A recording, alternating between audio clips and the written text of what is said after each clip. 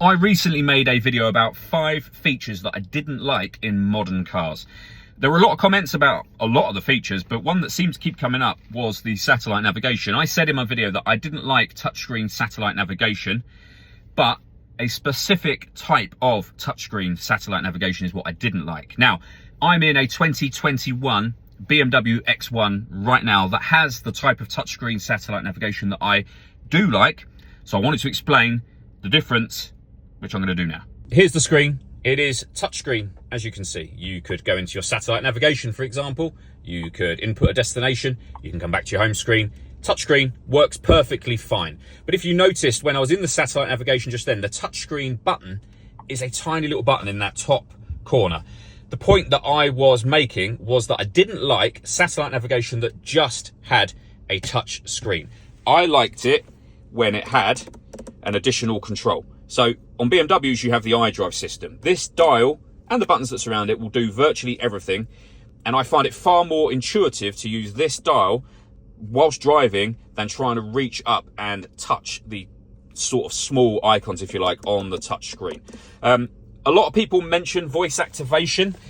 This car has got voice activation available on it, just here. And that will work for this screen. But again, I don't find personally that voice activation works all that well. I would much rather have the physical controls. For example, if I want to access navigation, very, very easy to use the dial to access navigation. Very easy to come back to the home screen. I can do all of that very quickly. I can go to my radio, media. I can go all the way to the top and select DAB radio if I want to.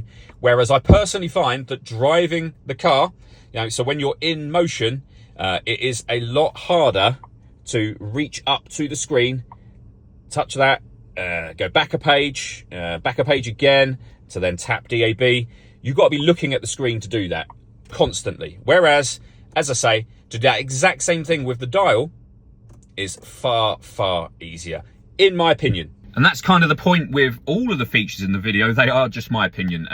Lots of people disagreed. Lots of people agreed, to be fair. I mean, stop and start, I think fairly unanimously, was at number 1. People knew it was going to be at number 1. It's not liked all that much. There were a few features I didn't mention that were brought up in the comments that actually the people mentioning them were quite right. I'm not going to mention those now, or those particular features, because they'll probably be on a future video, let's face it. But that is what I really think of sat-nav. Voice activation, if it's for you, fine. It's not for me. I like the sat-navs where you have both physical and touchscreen. So in this car, the touchscreen is fine.